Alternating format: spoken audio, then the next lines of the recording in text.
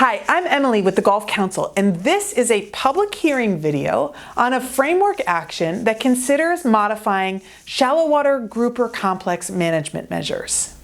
So I'll start with a little overview of current management. So the shallow water grouper complex is comprised of black grouper, scamp, yellowfin grouper, and yellowmouth grouper. Now black grouper has a 24-inch minimum size limit and scamp has a 16-inch minimum size limit.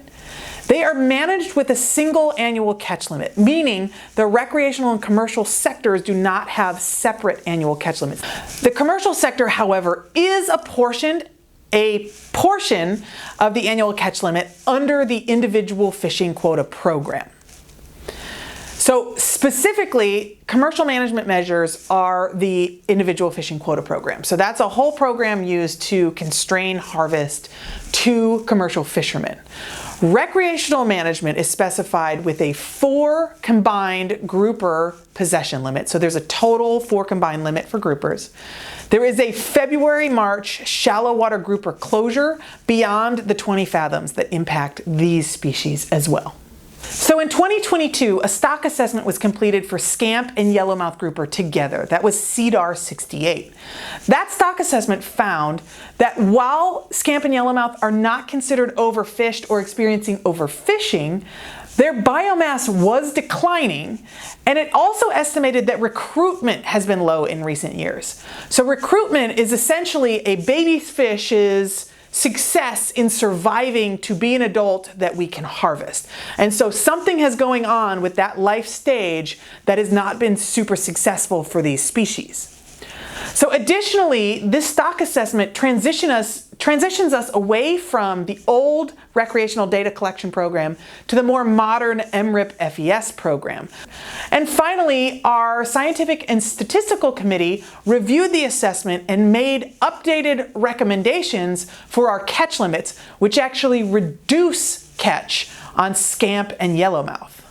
So in response to this recent stock assessment on scamp and yellowmouth, the Council's scientific advisors, the Scientific and Statistical Committee, made some recommendations to the Council, and then the Council initiated work on Refish Amendment 58A, which is a very large and complex document that's going to address the species that are included in the shallow water grouper complex, catch limit and status determination criteria for those species groups, the commercial individual fishing quota program and the share categories in that program, and also recreational accountability measures and closed seasons.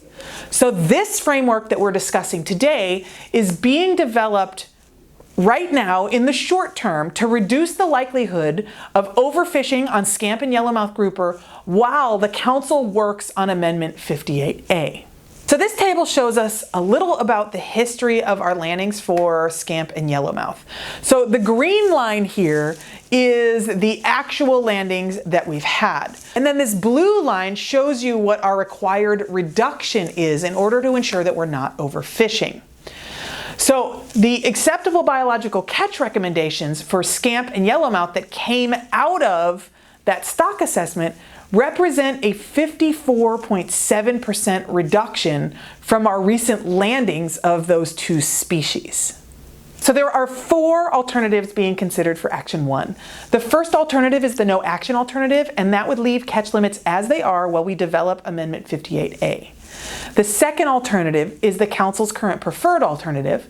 That would reduce the shallow water grouper complex acceptable biological catch by 54.7% from our current levels, and it would set the stock annual catch limit equal to that level as well. Alternative 3 would reduce the other shallow water grouper complex acceptable biological catch by 54.7%, but that would be based on the average other shallow water grouper complex landings from the years 2019 through 2023. And then alternative 4 would also reduce the total annual catch limit of the scamp and yellowmouth grouper component of the other shallow water grouper complex by 54.7%. Now that is based on the average scamp and yellowmouth grouper landings from 2019 through 2023. And then landings for black grouper and yellowfin grouper would be calculated based on their average landings from 2019 through 2023.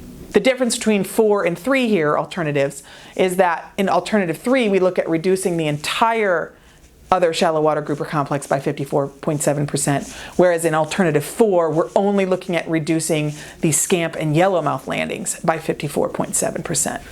So this table will show you a comparison of the catch limits proposed under each one of the alternatives. What you should notice here is that the Council's current preferred alternative, which is alternative 2, is the least conservative. So it reduces our harvest by the least amount while we develop Amendment 58A.